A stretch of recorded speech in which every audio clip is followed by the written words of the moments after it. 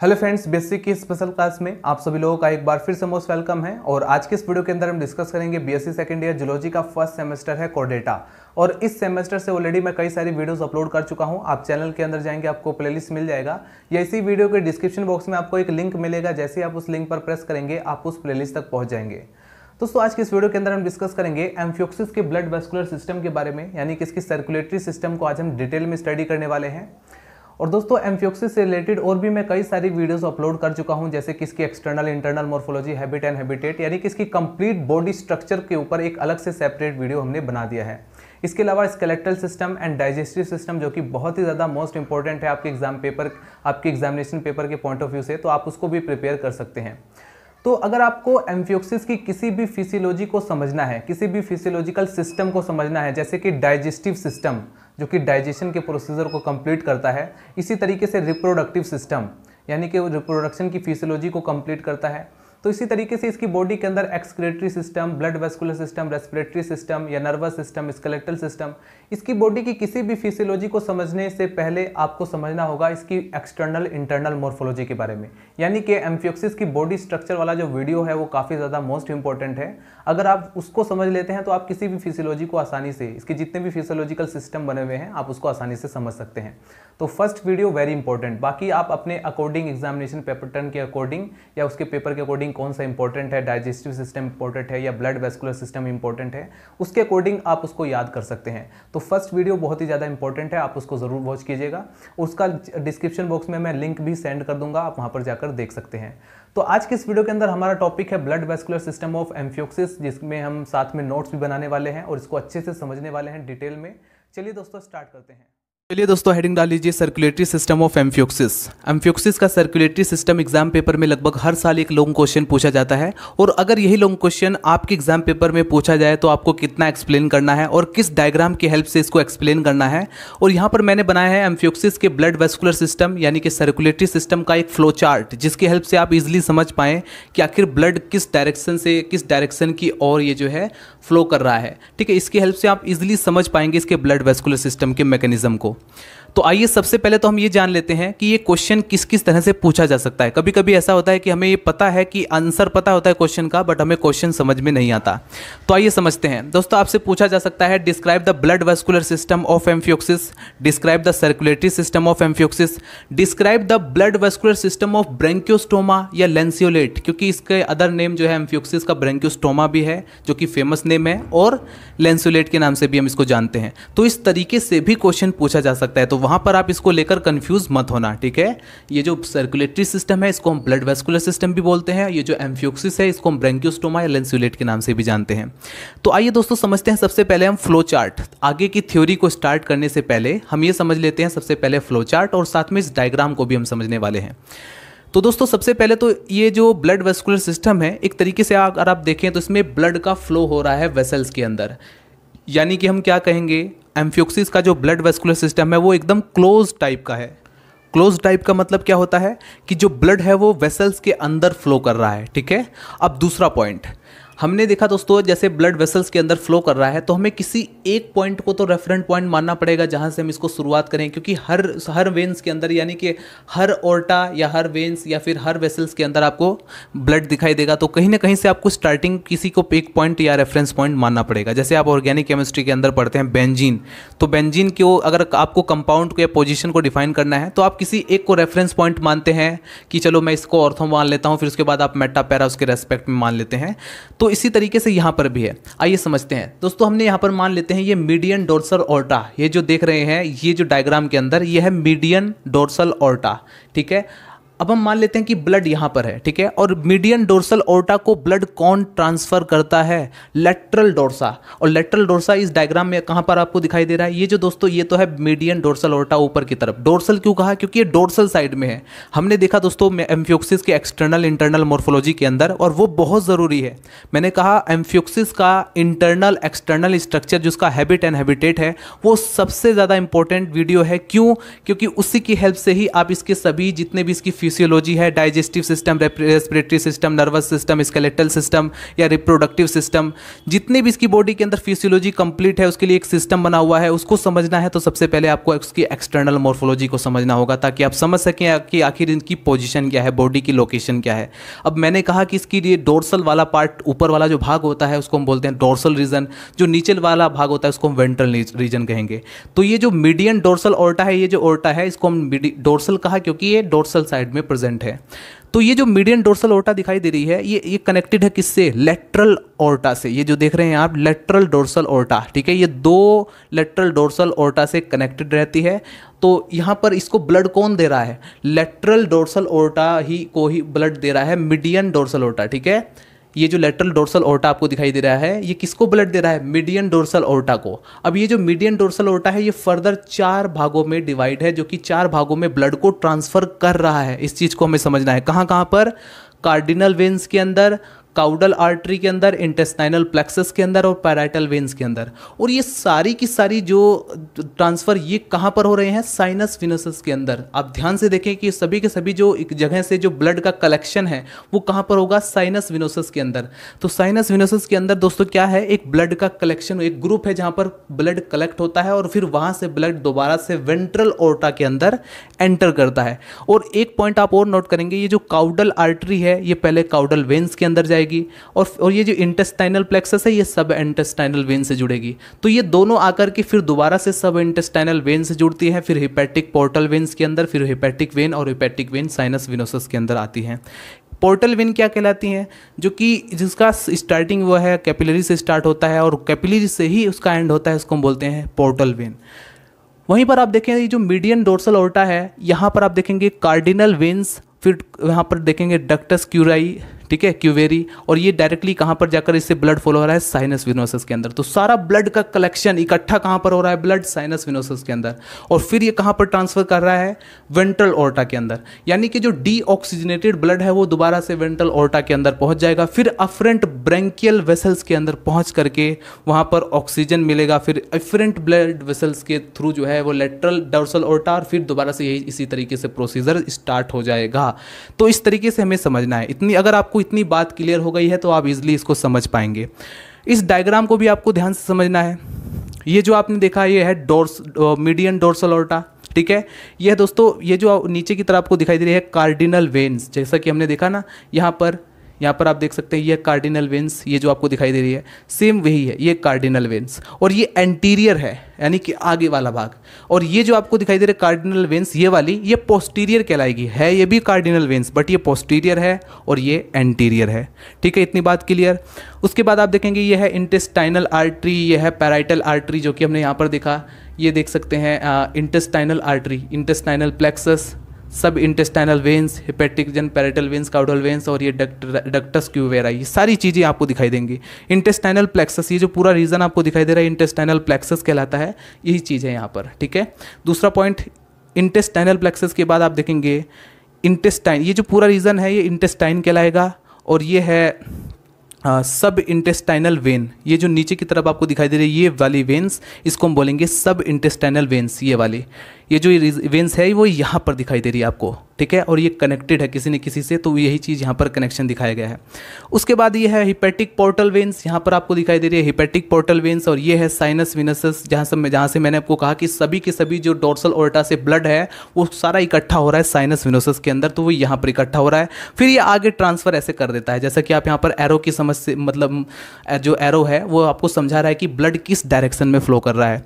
फिर उसके बाद ये वेंट्रल ओर्टा से अफरेंट ब्रेंकियल वेसल्स, फिर इफरेंट ब्रेंकियल वेसल्स और लेटरल वेसल्स पहुंचता है। ये देख सकते हैं लेटरल वेसल्स, ये फेरिंग्स वाला पूरा रीजन है जहां पर डीऑक्सीजनेटेड ब्लड जो होता है वो ऑक्सीजनेटेड होता है, ठीक है। यहीं पर आपको गिल स्लिट्स दिखाई देंगे, ट्रांसवर्स वेसल्स। एक चीज़ और यहाँ पर आपको समझनी है दोस्तों, ये जो आपको दिखाई दे रहा है ये लेटरल डोर्सल ओर्टा से पूरी तरीके से वेंट्रल ओर्टा से जो है मिला हुआ है। ये जो इसको हम बोलते हैं दोस्तों प्राइमरी अफरेंट ब्रेंकियल आर्टरी, ठीक है। क्या कहलाएगी? Primary afferent branchial artery. और दूसरी वाली जो है वो कनेक्ट नहीं है, वो इससे प्राइमरी ब्रेंकियल मतलब कि प्राइमरी अफरेंट ब्रेंकियल आर्टरी से जो कनेक्टेड है, जो उसको बोलेंगे दोस्तों सेकेंडरी ब्रेंकियल आर्टरी। ये जो ब्रेंकियल आर्टरी है डायरेक्टली यहाँ पर आप देखेंगे कनेक्टेड नहीं है, लेकिन प्राइमरी वाली इससे कनेक्टेड है, ठीक है, इससे सेकेंडरी कनेक्टेड आ जाएगी, ठीक है। ये जो कनेक्शन है इसको भी हमें समझना होता है। उसके बाद ये देख सकते हैं ये वेंट्रल ओर्टा है, और ये इसको हम सब एंडोस्टाइलर वेसल्स भी बोलते हैं। तो एक चीज़ आपको क्या क्लियर हुई, ऊपर की तरफ है दोस्तों डोर्सल ओर्टा, नीचे की तरफ है दोस्तों वेंट्रल ओर्टा। डोर्सल ओर्टा और वेंट्रल ओर्टा को बीच में कनेक्ट करने वाली प्राइमरी अफरेंट ब्रेंकियल आर्टरी, ठीक है। और इस प्राइमरी ब्रेंकियल अफरेंट आर्टरी से जो जुड़ी हुई हैं, मतलब कि ये तो डायरेक्टली जो सेकेंडरी, इसको बोलेंगे secondary branchial artery, secondary branchial artery directly इससे जुड़ी नहीं है, ध्यान से देखेंगे तो आपको दिखाई देगा जुड़ी नहीं है, ठीक है। तो इस तरीके से हमें इतना भी अब आपको समझ में आ गया है। तो आइए बढ़ते हैं इसकी थ्योरेटिकल पोर्शन की तरफ। The circulatory system of branchiostoma या एम्फियोक्सिस या लेंसुलेट इज वेल डेवलप होता है। द ब्लड इज कलरलेस, इसका जो ब्लड होता है उसका कोई भी कलर नहीं होता, ये कलरलेस होता है। एंड इट लैक्स, क्योंकि it lacks any respiratory pigment, इसके अंदर जैसे हमारी बॉडी के अंदर हमारे जो ब्लड होता है दोस्तों उसके अंदर हीमोग्लोबिन प्रेजेंट है, जिसके कारण दोस्तों रेड कलर है वो प्रोवाइड कराता है। लेकिन यहाँ पर कोई भी रेस्पिरेटरी पिगमेंट जो है प्रेजेंट नहीं होता है। The blood is also devoid of cells, यानी कि ब्लड के अंदर जो सेल्स होती है उनका भी अभाव रहता है, वो भी एब्सेंट होती है। डिवॉइड का मतलब एब्सेंट। सो सच है जैसे कि कार्पोसेल्स या अमीबोसाइट्स, ये सब एब्सेंट रहता है, ठीक है। Since respiratory pigment is absent in branchiostoma, हम कह सकते हैं कि ब्रेंकियोस्टोमा के अंदर रेस्पिरेटरी पिगमेंट एब्सेंट होता है। Beside blood vessels it is also occur in some lymph, beside यानी कि हम के अतिरिक्त, जैसे हम बोलते हैं ना कि मैं इसके अलावा ये भी कर सकता हूँ, तो इसी तरीके से यहाँ पर है कि बिसाइड ब्लड वेसल्स के अलावा जो आपने देखा blood vessels it is also occur in some lymph space such as in metapleural folds and the dorsal and ventral fins. Its main function, इसका मेन फंक्शन क्या होता है, seems to be the transport of food का transport या excretory product का transport, rather than इसके अलावा आप देखेंगे than O2 and CO2 for gaseous exchange. इसी के अंदर दोस्तों कार्बन डाइऑक्साइड जो होती है और ऑक्सीजन गैस, इन दोनों का एक्सचेंज भी होता है, ठीक है, ब्लड वेस्कुलर सिस्टम के थ्रू। तो ब्लड वेस्कुलर सिस्टम के 3 मेन फंक्शन हमने देख लिए कि ये जो है फूड मटेरियल को भी ट्रांसपोर्ट करता है, एक्सक्रीटरी मटेरियल यानी प्रोडक्ट का भी ट्रांसपोर्ट करता है, और साथ में गैसियस एक्सचेंज O2 और CO2 का भी करता है। आगे बढ़ते हैं। The heart is absent in branchiostoma, काफ़ी इंपॉर्टेंट फीचर्स और काफ़ी मेन पॉइंट है MCQs के लिए। अगर एग्जाम पेपर में आपके MCQs पूछा जाता है तो इस चीज़ को नोट कर लें। पहला ये कि एम्फियोक्सिस के अंदर blood vascular system closed type का होता है। दूसरा ये the heart is absent in branchiostoma, amphioxus के अंदर हार्ट एब्सेंट होता है। तो हार्ट का काम कौन करेगा, हार्ट का काम होता है दोस्तों पंप करना, ब्लड को पंप करना, तो पंपिंग का काम कौन करेगा। The heart is absent in branchiostoma and there is no pericardial cavity, इसके अंदर कोई भी पेरिकार्डियल कैविटी अब नहीं होती है। The blood vessels are muscular, इसके अंदर जो ब्लड वेसल्स होती हैं दोस्तों वो मस्कुलर होती हैं एंड पल्सेटाइल नेचर की होती हैं, यानी कि पंपिंग नेचर की, उनका जो नेचर होता है वो कपकपा होता है, एक तरह से पंपिंग नेचर का होता है। And the anatomy of system, यानी कि आप ये समझ सकते हैं कि इनकी जो वेसल्स होती हैं वो खुद ही हार्ट जैसा काम करती हैं, क्योंकि वो ब्लड को आगे फ्लो करती रहती हैं, पंप करती रहती हैं, ठीक है। तो हार्ट एब्सेंट है, इससे कोई दिक्कत नहीं है क्योंकि इनकी जो वेसल्स है वो मस्कुलर है। आगे बढ़ते हैं। The anatomy of the system show like that of all higher chordate, इसका जो एनाटोमी अगर आप देखें इसके सिस्टम की तो वो हायर कॉर्डेट से मैच करता है। बट अगर आप इसको हिस्टोलॉजिकली चेक करें तो similar to the circulatory system of invertebrate, invertebrate के जो सर्कुलेटरी सिस्टम है उससे ये सिमिलर होते हैं। सो हम कह सकते हैं the similar of invertebrate a description of main vessels. दोस्तों इनके मेन वेसल्स का जो डिस्क्रिप्शन है वो अभी आपको मैं देने वाला हूँ। आप यहाँ पर लिख सकते हैं the description of main vessels their branches are given below. अब हम धीरे धीरे करके इसके जो मेन वेसल्स हैं उसको हमें डिफाइन करना है कि उनका फंक्शन क्या है, वो ब्लड को कैसे आगे फ्लो कर रही हैं, ठीक है। बाकी अगर आपको ये समझ में आ गया है तो आपको कोई भी प्रॉब्लम नहीं होने की। तब सबसे पहले आप इसको फटाफट नोट कीजिए। फ्रेंड्स, एम्फियोक्सिस के ब्लड वेस्कुलर सिस्टम के अंदर अब हम एक्सप्लेन करेंगे इनकी मेन वेसल्स के बारे में। सबसे पहले आप हेडिंग डालेंगे साइनस विनोसस। अगर आप ब्लड के फ्लो चार्ट के अंदर साइनस विनोसस की पोजीशन देखें तो आपको यहाँ पर दिखाई देगा साइनस विनोसस। और अगर आप साइनस विनोसस को और भी ध्यान से देखें, ठीक है, इसको ऑब्जर्व करें तो आपको पता चलेगा कि मीडियन डोर्सल ऑर्टा से जो है डिफरेंट वेन्स या आर्टरी के थ्रू ब्लड कहाँ पर कलेक्ट हो रहा है, साइनस विनोसस के अंदर। तो हम कह सकते हैं कि जो साइनस विनोसस है ये ब्लड को कलेक्ट कर रहा है, इकट्ठा कर रहा है और कहां पर सेंड कर रहा है, वेंट्रल ऑर्टा की तरफ। ये जो है डीऑक्सीजनेटेड ब्लड को कलेक्ट करता है और ट्रांसफर करता है वेंट्रल ऑर्टा की तरफ। तो इस तरीके से अगर आप यहां पर ऑब्जर्व करें डायग्राम के अंदर तो दोस्तों ये ऊपर की तरफ आपको दिखाई दे रही है मीडियन डोर्सल ऑर्टा, ठीक है। अब ये जो मीडियन डोर्सल ऑर्टा है डिफरेंट आर्टरी और वेन से डायरेक्टली कहां पर ब्लड को कलेक्ट करवाती है, कहां पर, साइनस विनोसस के अंदर। तो इस तरीके से आप इसको एक्सप्लेन करते हैं। The blood from the different part of the body के डिफरेंट पार्ट से जो ब्लड है is collected into a large sac, एक बड़े से सैक में कलेक्ट होती है जिसको हम बोलते हैं called sinus venosus. The sinus venosus is situated, कहां पर ये सिचुएटेड रहता है, below the posterior end of the pharynx, pharynx के पोस्टीरियर एंड के नीचे, ठीक है, कहां पर, below the posterior end of the pharynx. अब उसके बाद आता है दोस्तों नंबर सेकंड, वेंट्रल ऑर्टा। क्योंकि हमने क्या देखा, साइनस विनोसस किससे कनेक्टेड है, एक वेंट्रल ऑर्टा से कनेक्टेड है। और वेंट्रल ऑर्टा क्यों कहा गया, क्योंकि वो जो ऑर्टा है वो वेंट्रल साइड में है, ठीक है, जो वेसल है कहां पर है, वेंट्रल साइड में, इसलिए इसका नाम वेंट्रल ऑर्टा। और जो ऊपर की तरफ आपने देखा डोर्सल ऑर्टा, यानी कि डोर्सल साइड में है। तो इस तरीके से आप वेंट्रल ऑर्टा को भी डिफाइन कर सकते हैं। फ्रॉम द साइनस विनोसस से a large median artery arise, जैसा कि आप यहाँ पर ब्लड के फ्लो चार्ट के अंदर देखें तो साइनस विनोसस डायरेक्टली कनेक्टेड किससे है, वेंट्रल ऑर्टा से। तो वेंट्रल ऑर्टा कहाँ पर ब्लड को सेंड करेगा, afferent branchial vessels, efferent branchial vessels, और फिर वो डायरेक्टली ये जो दो आपको दिखाई दे रहे हैं लेटरल डोर्सल ऑर्टा, इसमें ट्रांसफर करेगा। और ये दोनों आपस में एक जगह कनेक्टेड है सिंगल मीडियन डोर्सल ऑर्टा से, और इस तरीके से ब्लड जो है फ्लो होता रहता है। ऑक्सीजनेटेड ब्लड जो है और ऑक्सीजनेटेड होता रहता है। इस तरीके से इसकी एक पैथ है, एक पाथ, रास्ता सा बना हुआ है, एक साइकिल बनी हुई है। तो इस तरीके से आप यहां पर एक्सप्लेन करेंगे, from the sinus venosus a large median artery arise, एक लार्ज मीडियन आर्टरी अराइज होती है, इसी को हम बोलते हैं वेंट्रल ऑर्टा, ठीक है। और वो which extend forward below the pharynx, जो कि एक्सटेंड करता है फॉरवर्ड, आगे की तरफ एक्सटेंड करता है, बिलो द फेरिंग्स यानी कि फेरिंग्स से नीचे की तरफ, ठीक है, बिलो द फेरिंग्स, फेरिंग्स के नीचे की तरफ। This artery is name ventral aorta, इसी आर्टरी का नाम वेंट्रल ऑर्टा रखा गया, या इसी को हम सब एंडोस्टाइलर वेसल्स भी बोलते हैं। The ventral aorta gives A branchial vessels, ये जो है ब्रैंकियल वेसल्स गिव अप करता है, ठीक है, जैसा कि आप यहाँ पर देख सकते हैं ये ब्रैंकियल वेसल्स निकली हुई हैं, जिसके अंदर आप दिखाई देंगे ब्रैंकियल रीजन के अंदर गिल स्लिट्स भी दिखाई देंगे, गिल बार्स भी इसी के अंदर दिखाई देंगे। So vessels carrying blood to the gill bars.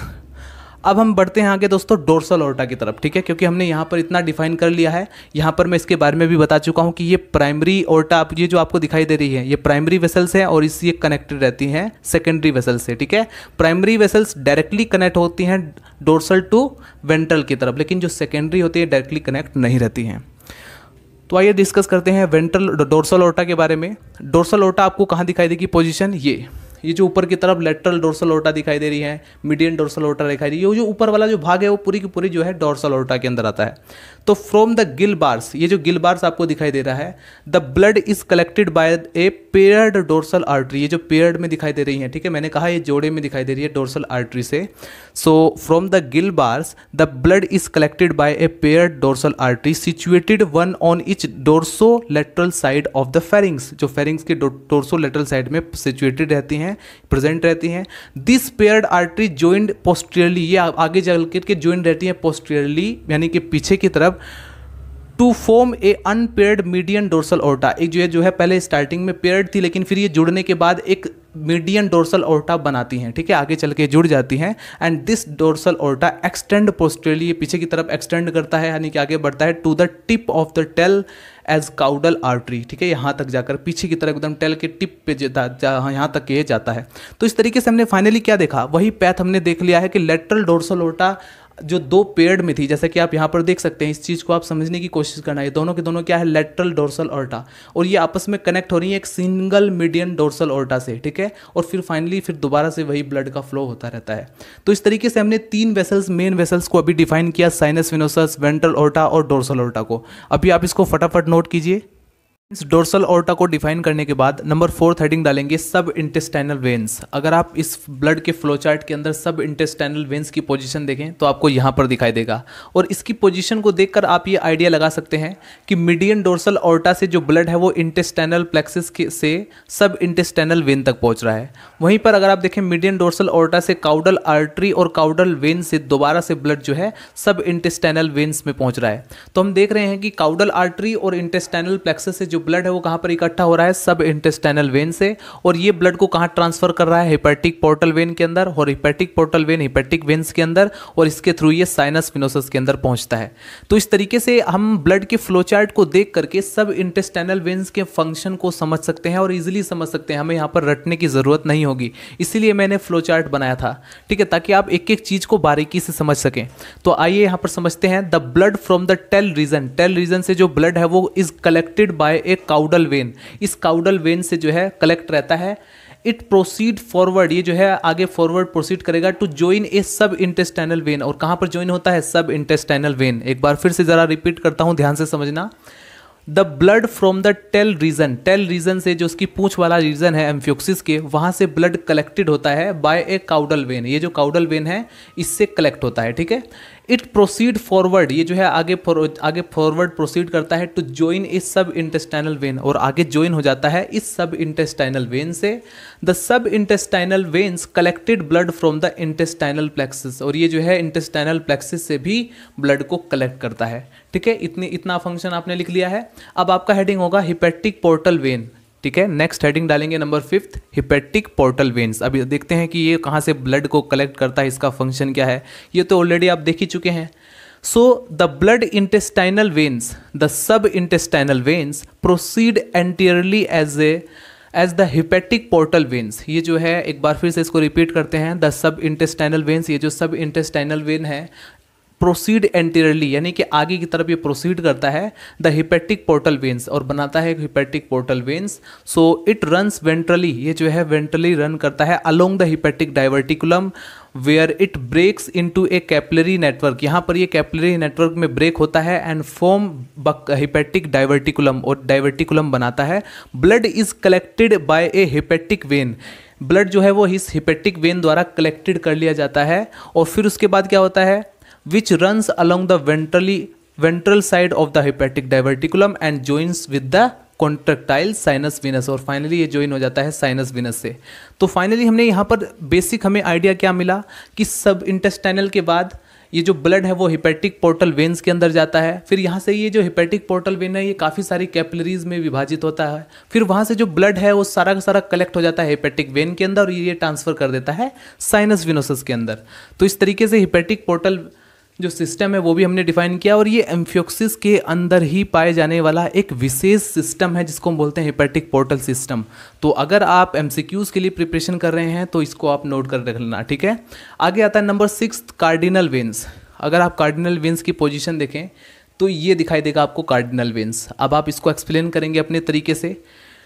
So the blood from the ventrolateral side of the body, जो ब्लड है फ्रॉम द वेंट्रो यानी कि वेंट्रल साइड में, और लेटरल यानी कि साइड में, एक तो वेंट्रल है और दूसरा साइड कौन सी है, ठीक है, लेटरल साइड है। सो the blood from the ventrolateral side of the body wall is collected bye 2 pairs of cardinal veins.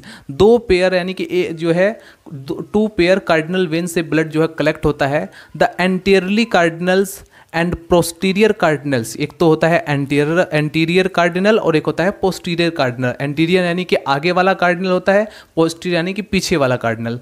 Of each side unite to form a common cardinal और डक्ट क्यूवेरी, जैसे कि आप यहाँ पर देख सकते हैं। आगे जाकर ये जो है जुड़ता है डक्टस क्यूवेरी से। अब यहाँ पर which passes ventrally to join the sinus venosus, और ये फाइनली वेंट्रली जो है कहाँ से जुड़ता है, साइनस विनोसस से।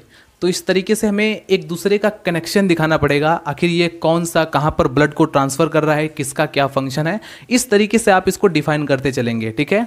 तो आपको रटने की ज़रूरत नहीं है, आप इसका फंक्शन याद कर लीजिए, आप अपने तरीके से खुद से बना करके ट्रांसलेट करके इसको एक्सप्लेन कर सकते हैं, चाहे आप हिंदी में करें चाहे आप इंग्लिश में करें। तो अभी आप इसको फटाफट नोट कीजिए।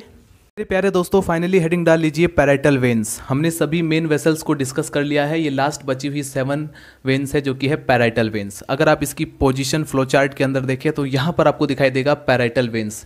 मीडियन डोर्सल ऑर्टा से जो ब्लड है वो पैराइटल वेन्स में आता है और फाइनली वो कनेक्ट हो जाता है साइनस विनस, यानी कि मीडियन डोर्सल ऑर्टा से पैराइटल वेन्स भी साइनस विनस तक ब्लड को पहुँचाती है। तो इस बेस पर आप इसको एक्सप्लेन कर सकते हैं, blood from the dorsal body wall is collected blood from dorsal body wall is collected by a pair of parietal veins, one on either side। दोस्तों एक इस साइड होगा एक उस side. so they run above the intestine from some distance and then they turn ventrally to join the sinus venous। इस तरीके से जुड़ जाता है। तो ये हमें 7 मेन वेसल्स को सबसे पहले डिफाइन करना है और फाइनली हमें क्या बताना है दोस्तों कि इसमें ब्लड सर्कुलेट कैसे होता है, उसका थोड़ा मैकेनिज्म बताना पड़ेगा। The course of circulation in Branchiostoma या एम्फियोक्सिस या लेंसियोलेट एज फॉलोज। किस तरीके से 2 लाइन में आपको इसको एक्सप्लेन कर देंगे, फिर आपका ये 7.5 नंबर या 10 नंबर का लॉन्ग क्वेश्चन प्रिपेयर हो जाएगा। The blood circulate from the posterior to anterior end. जो ब्लड होता है वो कैसे सर्कुलेट करता है, पोस्टीरियर से एंटीरियर एंड की तरफ, यानी कि पीछे से आगे की तरफ। ठीक है। द वेंट्रल वेसल्स, किसके through, by the ventral vessels. एक बार फिर से रिपीट करते हैं, the blood circulate from the posterior to the anterior end through the ventral vessels. ये जो नीचे की तरफ वेंट्रल वेसल्स है इसके थ्रू जो है ब्लड कहाँ कैसे सर्कुलेट करता है, पोस्टीरियर से एंटीरियर एंड की तरफ। Sub intestinal veins and posterior cardinal veins भी इसमें इंक्लूड रहती हैं। And the paired and unpaired dorsal aorta and the anterior cardinal veins drive blood from the anterior to the posterior direction, यानी कि ये जो है एंटीरियर से पोस्टीरियर यानी कि आगे से पीछे की तरफ।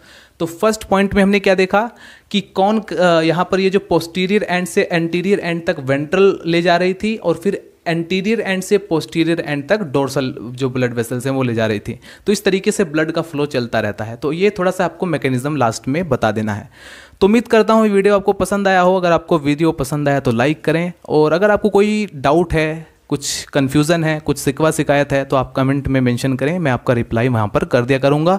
और अगर आपको केमिस्ट्री, जूलॉजी, बॉटनी इन तीनों टॉपिक्स में से कोई भी टॉपिक चाहिए तो आप कमेंट में सजेस्ट कर सकते हैं, या फिर इसी चैनल के अंदर प्लेलिस्ट में जा करके BSc first year, second year, third year in सभी की प्लेलिस्ट आपको अलग से मिल जाएगी। काफ़ी सारा कोर्स हमने अपलोड कर दिया है बीएससी का और एमएससी का, तो आप वहाँ पर जाकर देख सकते हैं। मिलते हैं दोस्तों नेक्स्ट वीडियो में। Bye bye, Tata.